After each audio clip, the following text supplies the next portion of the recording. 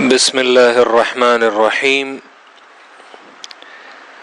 آج ہم تیسیر و مصطلح الحدیث میں خبر واحد کی جو تیسری قسم ہے وہ ہے الغریب۔ غریب اور اس کی اقسام ہم پڑھیں گے، غریب مطلق اور غریب نسبی۔ اس سے پہلے ہم سابقہ دروس میں کتاب کا مقدمہ پڑھ چکے ہیں اور پھر اس کے بعد بلکہ ابتدائی تعریفات، بعض اصطلاحات کی، جیسے مصطلح الحدیث کی تعریف، حدیث کسے کہتے ہیں، سند کسے کہتے ہیں، متن، محدث، حاکم، حافظ وغیرہ، یہ اصطلاحات۔ پھر اس کے بعد خبر کی تقسیم راویوں کی تعداد کے اعتبار سے، ہم تک پہنچنے کے اعتبار سے دو قسم پر، خبر متواتر اور خبر واحد۔ خبر متواتر کی لغوی اصطلاحی تعریف اور خبر متواتر کی اقسام مثالوں سمیت، متواتر لفظی اور متواتر معنوی۔ پھر اس کے بعد خبر واحد کی تعریف، ما لم یجمع شروط المتواتر، اور پھر اس کی تین اقسام، خبر مشہور، خبر عزیز اور خبر غریب۔ آج ہم خبر غریب پڑھیں گے۔ خبر غریب تعریفہ، اس کی تعریف، یہ بھی عزیز کی طرح صفت مشبہہ کا صیغہ ہے۔ صفت مشبہہ میں جو صفت ہوتی ہے تو وہ اس میں دائماً ہوتی ہے، اور اس کا اسم فاعل کے ساتھ فرق یہ ہے کہ اسم فاعل میں جو صفت ہوتی ہے تو وہ عارضی ہوتی ہے، جبکہ صفت مشبہہ یہ بھی اسم فاعل کی طرح صفت ہے، لیکن اس میں صفت دائماً ہوتی ہے۔ عموماً یہ فعیل کے وزن پہ آتا ہے، جس طرح غریب، عزیز فعیل کے وزن پہ ہے۔ تو لغتاً یہ بھی صفت مشبہہ کا صیغہ ہے۔ لغتاً ہوا صفت مشبہۃ بمعنی المنفرد، اس کے معنی منفرد اور اکیلے کے آتے ہیں، او البعید عن اقاربہ، یا اپنے رشتہ داروں سے دور۔ غریب اجنبی کو کہتے ہیں، مسافر کو کہتے ہیں۔ مسافر بھی چونکہ وہ دیار غیر میں اکیلا ہوتا ہے، منفرد ہوتا ہے، اپنے رشتہ داروں سے دور ہوتا ہے، تو اسی وجہ سے اس کے لیے بھی لفظ غریب استعمال ہوتا ہے۔ ایک حدیث میں آتا ہے، صحیح حدیث ہے، رسول اکرم صلی اللہ علیہ وسلم فرماتے ہیں، بدأ الاسلام غریبا وسیعود کما بدأ۔ اسلام ایسے دور میں ظاہر ہوا تھا کہ غریب تھا، مطلب اجنبی تھا، لوگ اسے نہیں پہچانتے تھے، لوگوں کو اسلام کی باتیں یہ اجنبی معلوم ہوتی تھی اور لوگ اسے ناآشنا جانتے تھے۔ وَسَيَعُودُ كَمَا بَدَأَ، اور عن قریب ایسا وقت پھر لوٹ آئے گا جیسا کہ پہلے تھا۔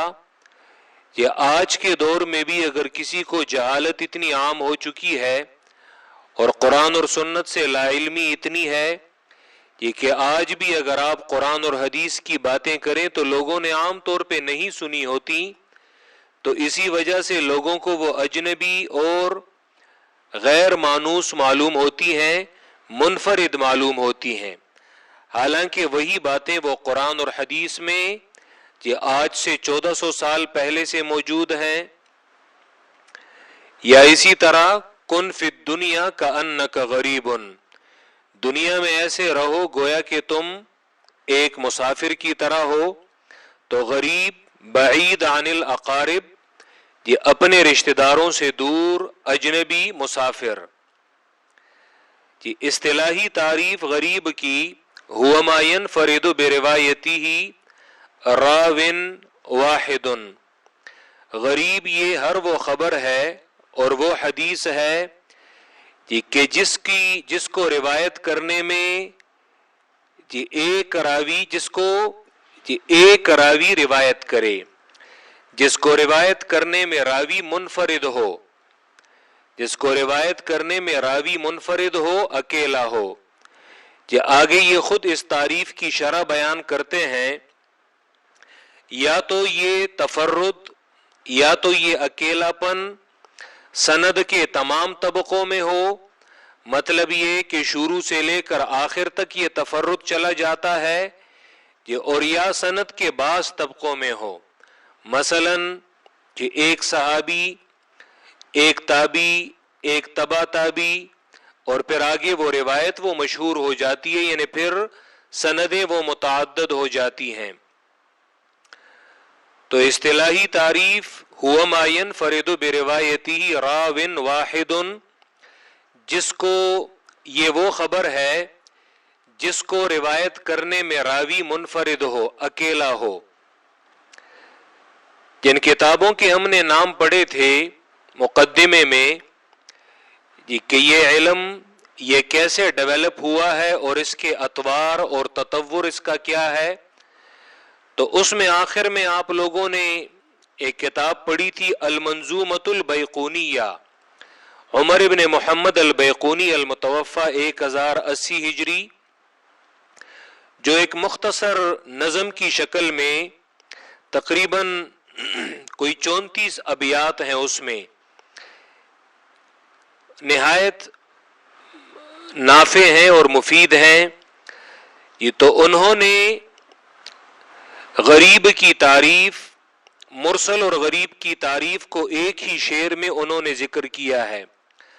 तो वो एक शेर में कहते हैं, व मुरसलुन मिनहुस सहाबियु सक़त व कुल गरीबुन मा रवा राविन फ़क़त, व मुरसलुम मिनहुस सहाबियु सक़त, मुरसल ये वो रिवायत है कि जिसमें सहाबी गिर चुका हो, यानी ताबी बराह रास्त पैगंबर से रिवायत करे, तो वह मुरसलुम मिनहुस सहाबियु सक़त, मुरसल ये वो है कि उससे सहाबी सक़त साक़ित हुआ हो। वह कुल गरीबुन मा रवा राविन फ़क़त, ये और कह दीजिए कि गरीब ये वो रिवायत है मा रवा राविन फ़क़त, कि जिसे एक रावी फ़क़त वो रिवायत करे। व मुरसलुम मिनहुस सहाबियु सक़त व कुल गरीबुन मा रवा राविन फ़क़त। तो ये अल-मंजूमतुल बैक़ूनिया में गरीब की तारीफ वो इन अल्फाज में की गई है।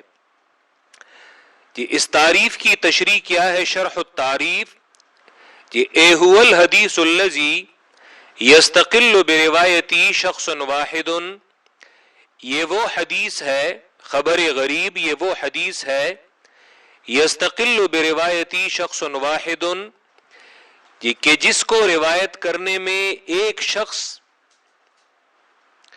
कि जिसको रिवायत करने में एक शख्स मुस्तकिल एक शख्स रिवायत करे।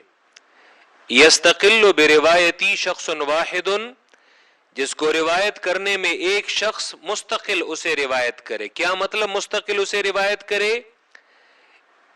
यानी कोई और उसके साथ ये उस तबके में शरीक ना हो, बल्कि मुस्तकिलन वही एक शख्स उसे रिवायत करता है, जबकि उसके साथ ये कोई और शरीक नहीं होता।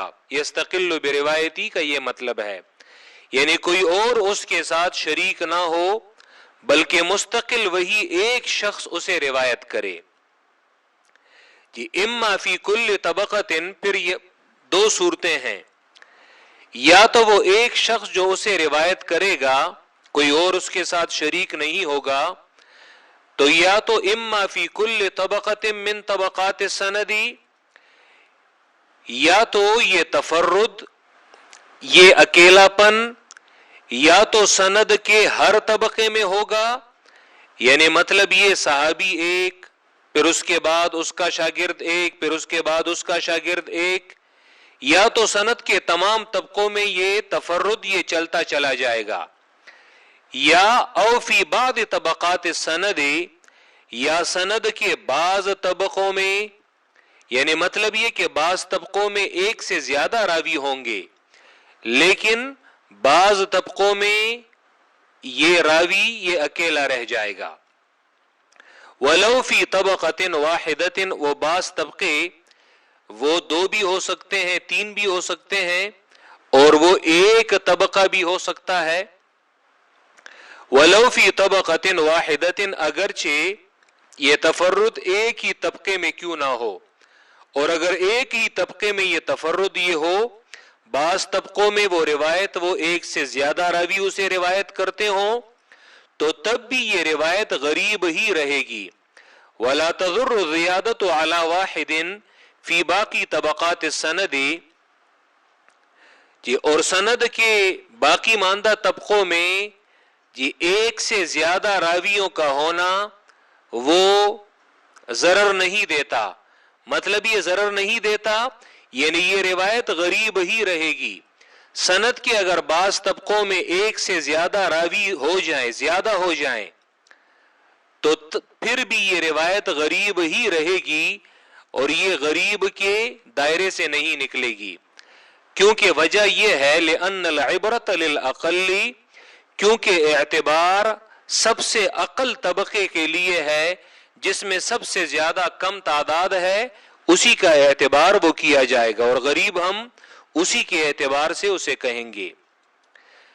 غریب کا دوسرا نام فرد ہے، محدثین اسے فرد بھی کہتے ہیں، بعض کہتے ہیں کہ فرد اور غریب یہ الفاظ مترادف ہیں، یہ کبھی ایک دوسرے کی جگہ محدثین اسے استعمال کرتے ہیں، اور بعض کہتے ہیں کہ یہ صرف جی استعمال کی بات ہے، جی اگر غریب مطلق ہو تو اس کے لیے محدثین فرد کا لفظ استعمال کرتے ہیں، اور اگر غریب نسبی ہو تو اس کے لیے محدثین غریب کا لفظ زیادہ استعمال کرتے ہیں، لیکن بالآخر دونوں کا استعمال ایک دوسرے کی جگہ وہ کیا جاتا ہے۔ تسمیۃ ثانیۃ لہ، جی اس کا دوسرا نام یطلق کثیر من العلماء علی الغریب اسما آخر، یہ اکثر علماء غریب پر ایک دوسرے نام کا بھی اطلاق کرتے ہیں، یعنی اس کے لیے دوسرا نام بھی استعمال کرتے ہیں، اور وہ کیا ہے؟ هو الفرد، اور وہ دوسرا نام هو الفرد وہ فرد ہے، علی انہما مترادفان، یعنی وہ بئی طور اس طرح پر وہ فرد کا اطلاق کرتے ہیں کہ یہ دونوں الفاظ مترادف ہیں، سینونیمز ہیں۔ کیا مطلب؟ یعنی فرد اور غریب یہ ایک ہی چیز کے دو نام ہیں۔ وغایر بعض العلماء، جبکہ فرق کیا ہے بعض علماء نے بینہما ان دونوں کے درمیان، فجعل تو ان بعض علماء نے ٹھہرایا ہے کل منہما، جی ان دونوں میں سے ہر ایک کو نوعا مستقلا، ہر ایک کو ایک مستقل نوع انہوں نے قرار دی ہے، غریب ایک چیز ہے اور فرد دوسری چیز ہے۔ لیکن الحافظ ابن حجر، لیکن حافظ ابن حجر رحمہ اللہ المتوفى 852 ہجری، صحیح بخاری کے جو شارح ہیں ابن حجر عسقلانی المصری، یعدہما مترادفین لغتا و اصطلاحا، لیکن حافظ ابن حجر وہ ان دونوں کو گردانتے ہیں، دونوں کو شمار کرتے ہیں مترادفین، مترادف لغوی طور پر بھی اور اصطلاحی طور پر بھی، کہ لغتاً دونوں کا ایک ہی معنی ہے، منفرد بعید عن الاقارب، اور اصطلاحاً بھی دونوں کا ایک ہی مطلب ہے، هو ما ينفرد بروايته راو واحد۔ یہ آگے میں پھر ابن حجر کے الفاظ میں کہ جو انہوں نے نخبہ اور نزہہ میں جو غریب کی تعریف و ذکر کی ہے، تو آگے اقسام میں وہ ان کی تعریف وہ بھی ذکر کرتا ہوں۔ الا انہ قال، ہاں ابن حجر جو ہے وہ فرماتے ہیں کہ ان اہل الاصطلاح غایروا بینہما من حیث کثرت الاستعمال وقلتہ. ہاں مصطلح کے جو علماء ہیں، علم حدیث کے جو علماء ہیں، غایروا بینہما انہوں نے فرق کیا ہے ان دونوں کے درمیان. ہیں تو دونوں ایک ہی چیز ہی، لیکن صرف یہ کثرت استعمال اور قلت استعمال جی اس اعتبار سے انہوں نے فرق کیا ہے. یعنی مطلب یہ دو قسمیں ہیں غریب کی یا فرد کی، فرد مطلق فرد نسبی، غریب مطلق غریب نسبی. تو اکثر وہ یوں کرتے ہیں مصطلح کے بعض علماء کہ غریب مطلق کے لیے وہ فرد کا لفظ استعمال کرتے ہیں. یعنی ہر جگہ وہ یہ نہیں کہتے کہ غریب مطلق، بلکہ سادہ سا وہ کہہ دیتے ہیں فرد، یا مثلا لفظ استعمال کرتے ہیں تفرد بھی فلان، تفرد بھی، یہ لفظ تفرد استعمال کرتے ہیں. اور غریب نسبی کے لیے وہ ہر جگہ یہ غریب نسبی یہ الفاظ استعمال نہیں کرتے، بلکہ سمپل کہہ دیتے ہیں غریب. تو اس سے مراد کیا ہوتی ہے؟ غریب نسبی ہوتی ہے.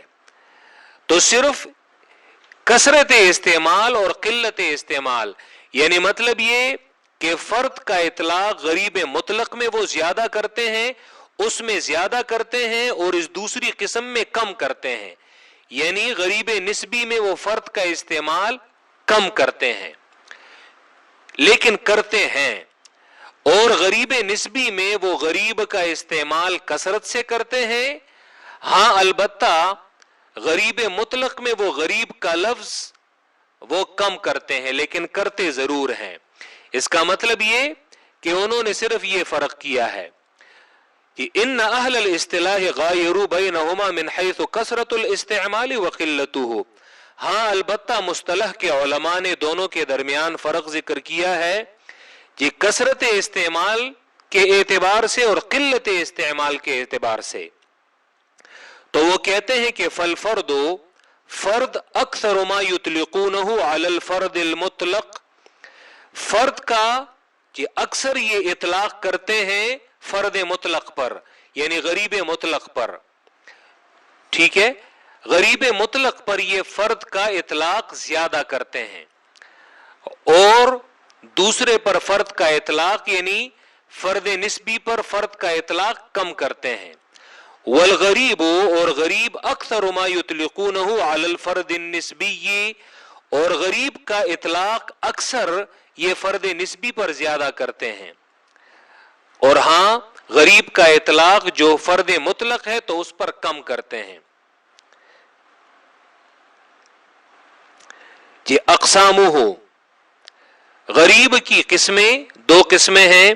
یقسم الغریب بالنسبۃ لموضع التفرد فیہ الی قسمین، غریب کو تقسیم کیا جاتا ہے کس اعتبار سے؟ کہ یہ تفرد سند میں کہاں پہ واقع ہے. موضع التفرد، موضع التفرد تفرد کی جگہ، سند میں یہ تفرد کہاں پہ آیا ہے. تو اس اعتبار سے تفرد کے جگہ کے اعتبار سے غریب کو دو قسموں میں تقسیم کیا جاتا ہے. ہما، اور وہ دو قسمیں غریب مطلق و غریب نسبی، غریب مطلق اور غریب نسبی. جی اسی لیے ابن حجر جی انہوں نے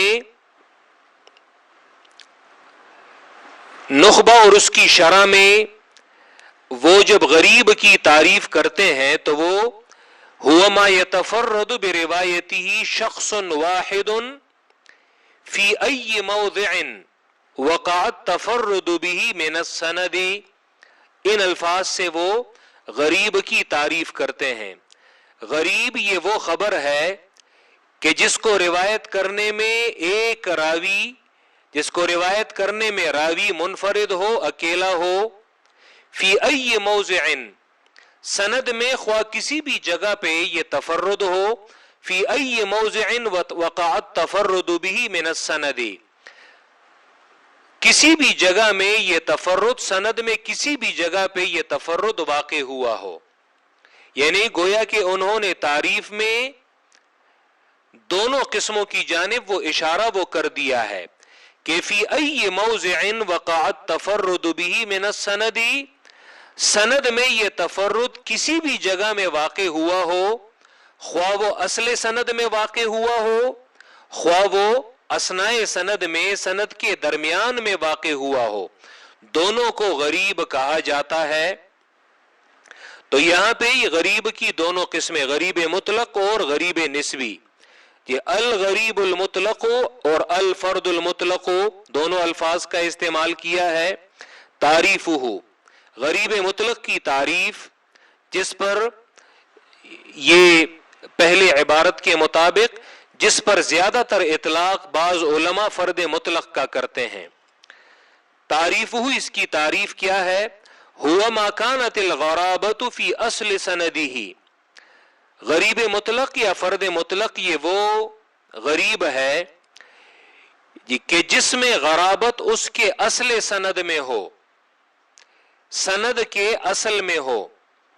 انگلش میں اس سے ہم تعبیر کریں گے جی ان دا بگننگ آف سند، سند کے بالکل آغاز میں اس میں یہ غرابت ہو، یہ تفرد ہو، یہ اکیلا پن ہو۔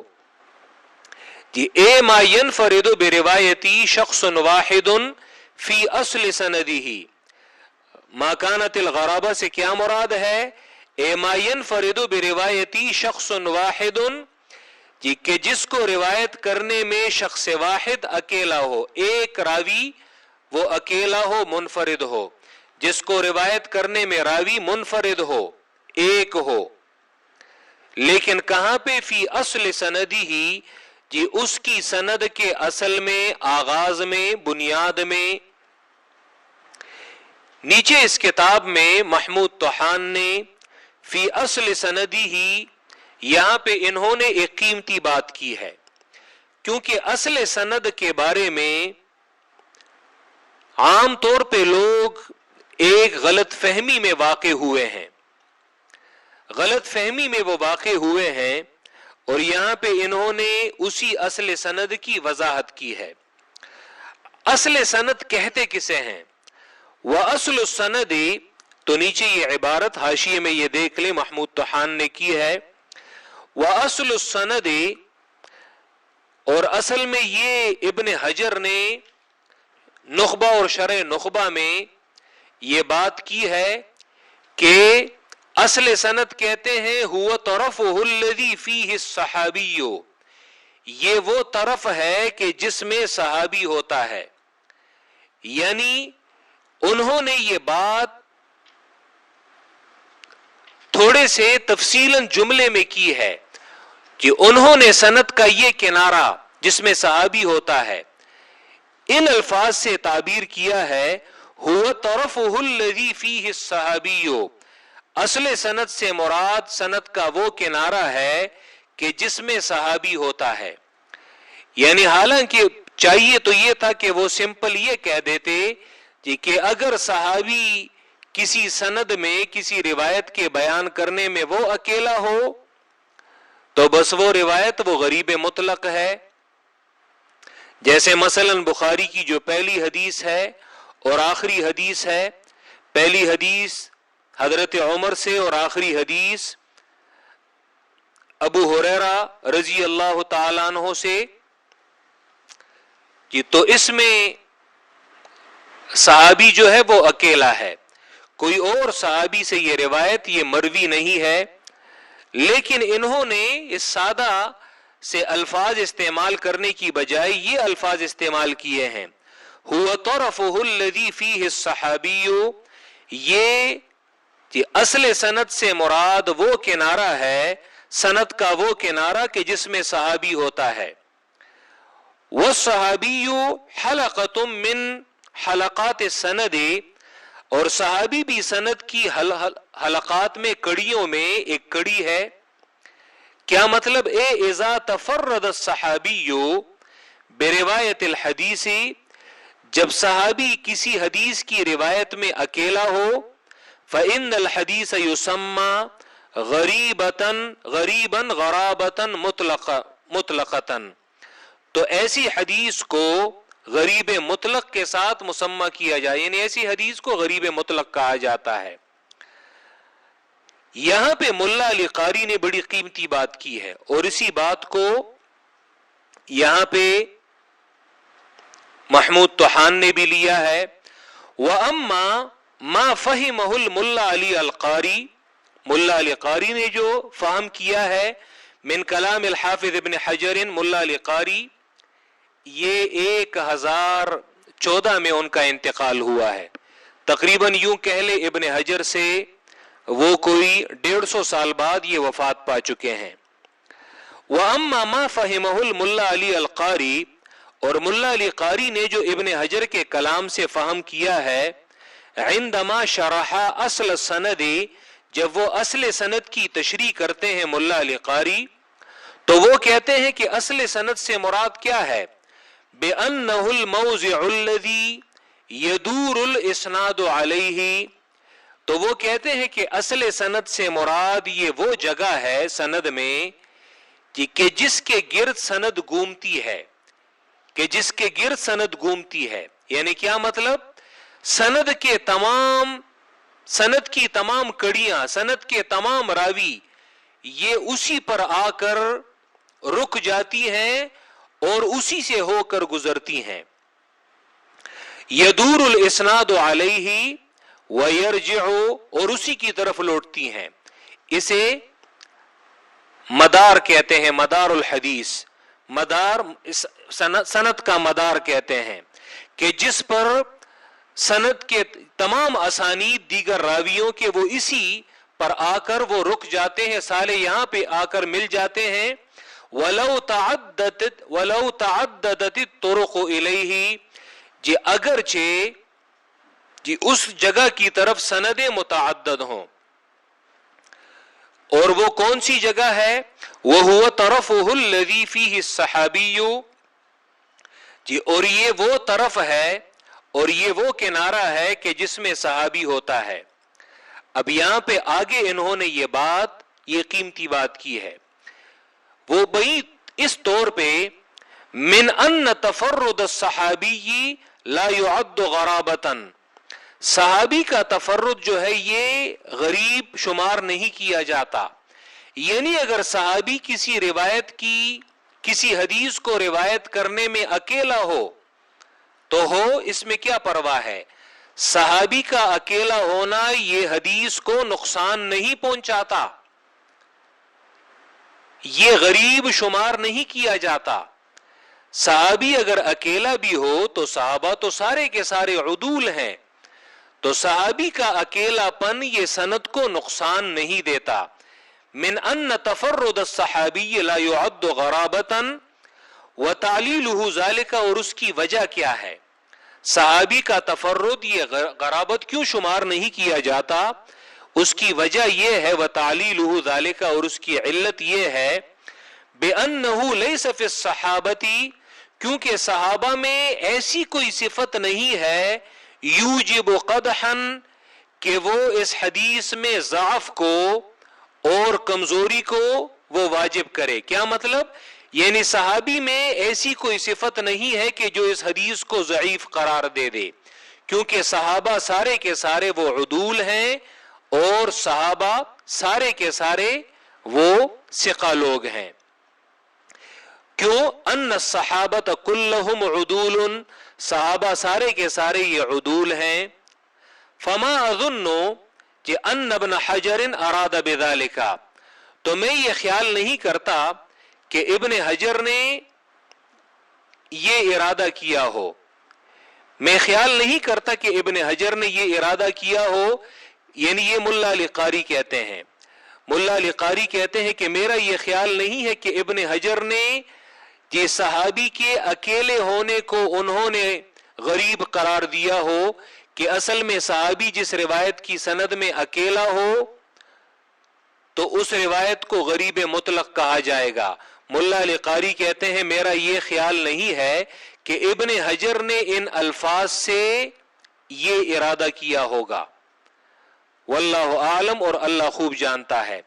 بدلیل، اس دلیل کی وجہ سے، یعنی آگے وہ دلیل پیش کرتے ہیں، بدلیل، اس دلیل کی وجہ سے کہ انہو عرف الغریب بقولہ، ابن حجر نے غریب کی تعریف ان الفاظ کے ساتھ کی ہے، هو ما ينفرد بروایتی شخص واحد فی ای موضع وقع التفرد به فیہ من السند، جو میں نے ابھی کچھ دیر پہلے یہ تعریف کی۔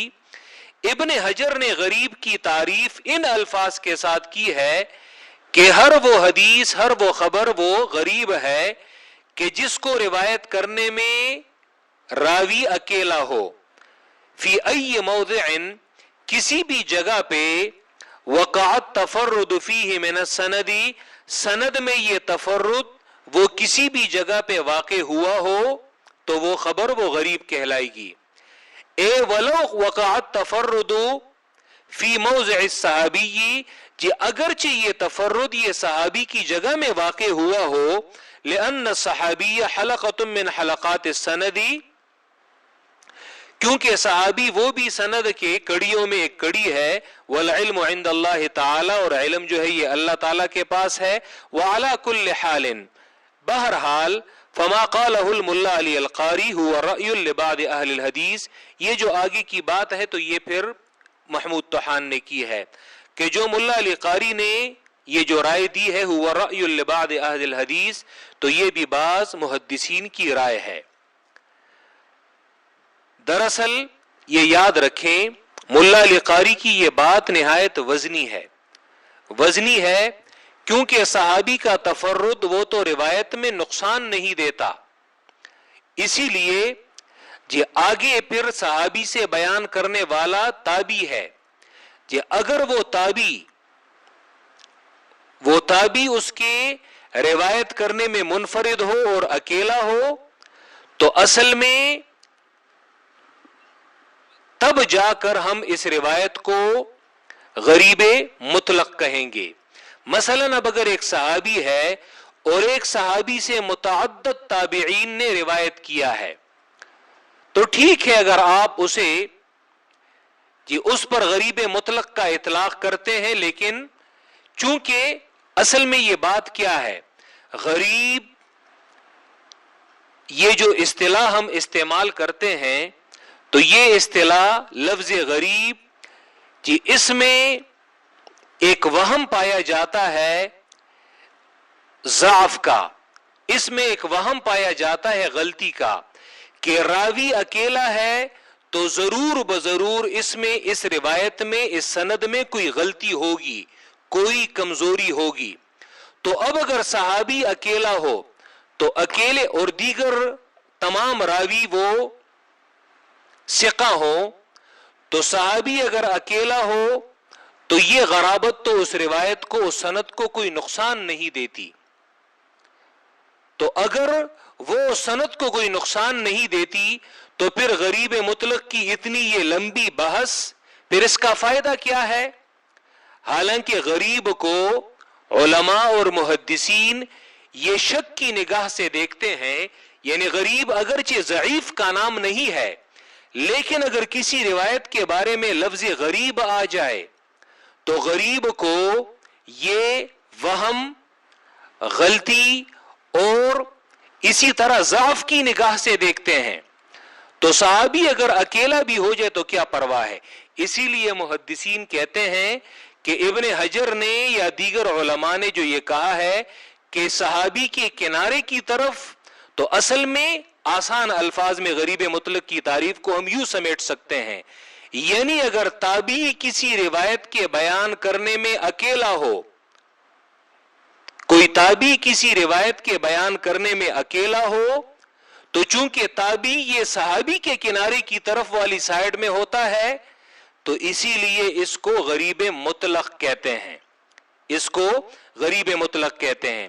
ہمارے پاس جو مثالیں ہیں انما الاعمال بالنیات والی، تو اس روایت کے بیان کرنے میں حضرت عمر وہ بھی متفرد ہیں، یعنی یہ روایت صحابہ کرام میں ان کے علاوہ کسی سے مروی نہیں ہے، اور ان سے بیان کرنے والا راوی علقمہ وہ بھی متفرد ہے، اور عجیب بات یہ ہے کہ علقمہ سے آگے محمد ابن ابراہیم وہ بھی روایت کرنے والے ہیں تو وہ بھی اکیلے ہیں، اور آگے ان سے یحییٰ ابن سعید الانصاری نے اسے روایت کیا ہے، یعنی یہ روایت 4 طبقوں میں اس میں تفرد ہے، غرابت ہے۔ یحییٰ ابن سعید الانصاری سے آگے جا کر پھر یہ روایت پھیلی ہے، یعنی 4 طبقوں میں یہ روایت یہ غریب ہے۔ اور اسی طرح بخاری کی جو آخری حدیث ہے تو اس میں بھی یہ غرابت اسی طرح 4 طبقوں میں پائی جاتی ہے۔ ابو ہریرہ ان سے نیچے والا راوی، پھر ان سے راوی، پھر ان سے نیچے والا راوی، اور پھر آگے ان سے وہ روایت پھیلی ہے۔ تو اسی لیے غریب مطلق بجائے اس کے کہ ہم یہ کہیں کہ اسے صرف ایک صحابی نے روایت کیا ہے تو صحابی کی غرابت یہ کوئی نقصان نہیں دیتی۔ ہاں البتہ اگر یہ بات کہی جائے کہ اسے روایت کرنے والا ایک تابعی ہو تو پھر اس میں کیونکہ تابعی کی غرابت پھر وہ دیکھی جائے گی کہ آیا جی اس میں تابعی اس کی غرابت کو تسلیم کیا جا سکتا ہے یا نہیں، یعنی تابعی کی غرابت ہم قبول کر سکتے ہیں یا نہیں کر سکتے، کیونکہ تابعین وہ سارے کے سارے وہ عدول اور ضابطین وہ نہیں ہیں، تو پھر ہم اس میں چھان بین وہ کریں گے۔ ہوا ما کانت الغرابۃ فی اصل سندہ، اصول حدیث میں سب سے جو مشکل بحث ہے وہ اسی غریب کی ہے، تفرد اور غرابت کی ہے۔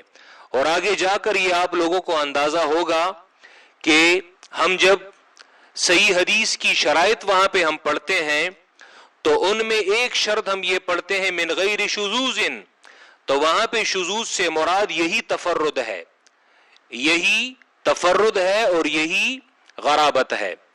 ہوا ما کانت الغرابۃ فی اصل سندہ، اگرچہ شذوذ سے مراد بعض لوگوں نے مخالفت لی ہے، لیکن مخالفت چونکہ علت میں شامل ہے جو اگلی شرط ہے 5ویں، تو اسی لیے علت میں مخالفت شامل ہے، تو یہاں پہ اگر ہم اس سے مخالفت شذوذ میں اگر یہاں پہ بھی اگر ہم مخالفت لیتے ہیں تو پھر تو یہ تکرار آئے گا، تو اسی لیے اچھی بات یہ ہے کہ من غیر شذوذ میں آپ تفرد لے لیں اور من غیر علت میں آپ وہاں پہ مخالفت وہ لے لیں، تو اسی لیے دونوں چیزیں وہ آ جائیں گی۔ ہوا ما کانت الغرابۃ فی اصل سندہ، خبر غریب مطلق یہ وہ خبر ہے کہ جس میں غرابت اس کی سند کے اصل میں ہو، اے ما ينفرد بروایتی شخص واحد فی اصل سندہ، کہ جس کی روایت میں راوی ایک ہو اس کے اصل سند میں۔ مثالہ، اس کی مثال حدیث ہے، حدیث انما الاعمال بالنیات بخاری کی۔ اب غریب ہونا کسی حدیث کے لیے یہ کوئی ضعف اور یا کمزوری کا نام نہیں ہے، بخاری کی پہلی حدیث امام بخاری اسی لیے اس روایت کو لائے ہیں اور آخر میں خاتمہ اسی پر کیا ہے، اور بخاری میں آگے جا کر امام بخاری نے اخبار احاد پہ باقاعدہ ابواب باندھے ہیں کہ اخبار احاد یہ روایات کہ اگر سندن یہ ٹھیک ہو اور ان میں وہ تمام شرائط وہ موجود ہوں تو غریب یہ کوئی ضعف اور کمزوری کے لیے یہ مستلزم نہیں ہے، بلکہ غریب یہ صحیح حدیث بھی ہو سکتی ہے، اور اسی لیے آغاز اور اختتام میں ان روایات کا لانا امام بخاری یہی ثابت کرنا چاہتے ہیں کہ غریب جو ہے یہ نام سن کر کہیں آپ روایت پر ضعف اور کمزوری کا حکم وہ نہ لگا لیں۔ انما الاعمال بالنیات، بے شک اعمال کا دار و مدار نیتوں پر ہے۔ تفرد به عمر بن الخطاب، اس پہ عمر ابن خطاب نے تفرد کیا ہے، یعنی کیا مطلب؟ حضرت عمر اس روایت کے بیان کرنے میں اکیلے ہیں۔ ہذا، صرف حضرت عمر نے یہ تفرد نہیں کیا، وقد يستمر التفرد الى آخر السند، یہ بھی یعنی تفرد ہے، اور کبھی کبھی یستمر التفرد، چلتی رہتی ہے یہ تفرد یہ کنٹینیوسلی، استمرار یعنی کنٹینیوسلی یہ تفرد چلتا رہتا ہے، الی آخر السند، سند کے آخر تک، یعنی مصنف کتاب تک یہ تفرد یہ چلتا رہتا ہے۔ وقد یرویہ عن ذلک المتفرد عدد من الرواة، اور کبھی کبھی روایت کرتا ہے اور کبھی کبھی روایت کرتے ہیں اس حدیث کو عن ذالک المتفردی، اس متفرد سے، عدد من الروات، متعدد راوی. یہ کبھی تو ایسے ہوتا ہے کہ وہ تفرد آخر تک چلا جاتا ہے، اور کبھی ایسے ہوتا ہے کہ جہاں تک وہ تفرد ہوتا ہے تو اس متفرد سے آگے بہت سارے راویوں نے اس روایت کو روایت کیا ہوتا ہے. جیسے مثلا بخاری کی یہ پہلی حدیث لے لیں. اب یہ 4 طبقات میں عمر کے بعد علقمہ کے بعد محمد ابن ابراہیم، محمد ابن ابراہیم کے بعد یحییٰ ابن سعید الانصاری. تو اب یحییٰ ابن سعید الانصاری وہاں تک یہ تفرد آیا ہے، اور پھر یحییٰ ابن سعید الانصاری کے بعد پھر محدثین کہتے ہیں کہ یحییٰ ابن سعید الانصاری سے 700 راویوں نے اسے روایت کیا، یعنی سینکڑوں راویوں نے اسے روایت کیا ہے. کہ امام بخاری نے سفیان کی روایت لی ہے، اور اسی طرح دیگر جگہوں پہ امام بخاری جب یہی حدیث بیان کرتے ہیں تو سفیان کے علاوہ جو دیگر راوی ہوتے ہیں تو ان کے نام ذکر کیے ہیں، یا اسی طرح دیگر محدثین نے. تو اب وقد یرویہ عن ذالک المتفردی، اب یہاں پہ یہ متفرد آخر میں کون ہے؟ یحییٰ ابن سعید الانصاری ہے. تو وقد یرویہ عن ذالک المتفردی، اور کبھی کبھی روایت کرتے ہیں اس خبر کو، اس حدیث کو، عن ذالک المتفردی، اس متفرد سے، عدد من الروات، بہت سارے راوی. جیسے یحییٰ ابن سعید الانصاری سے اس روایت کو محدثین کہتے ہیں کہ تقریباً 700 راویوں نے اسے روایت کیا ہے. اور کبھی آگے بھی جا کر مثلا ایک تابعی ہے بطور مثال، یعنی حضرت عمر سے ایسا بھی ممکن ہے کہ حضرت عمر سے اس روایت کو علقمہ نے روایت کیا ہو، اور پھر علقمہ سے یہ روایت یہ مشہور ہوئی ہو، یعنی ان سے پھر بہت سارے راویوں نے روایت کیا ہو. تو پھر یعنی یہ سند کے بالکل وہ آغاز میں ہی یہ سند، یہ روایت مشہور ہو گئی. اور کبھی کبھی ایسے ہوتا ہے کہ یہ تفرد آگے تک جاتا ہے، اور کبھی تو صاحب کتاب تک یہ تفرد چلا جاتا ہے، اور کبھی کبھی صاحب کتاب تک وہ تفرد نہیں پہنچتا، بلکہ درمیان میں کسی اور راوی سے وہ روایت وہ پھیل جاتی ہے. تو یہ تھا غریب مطلق. انشاءاللہ غریب نسبی اس پر وضاحت یہ ہم اگلے درس میں کریں گے. وآخر دعوانا ان الحمد للہ رب العالمین.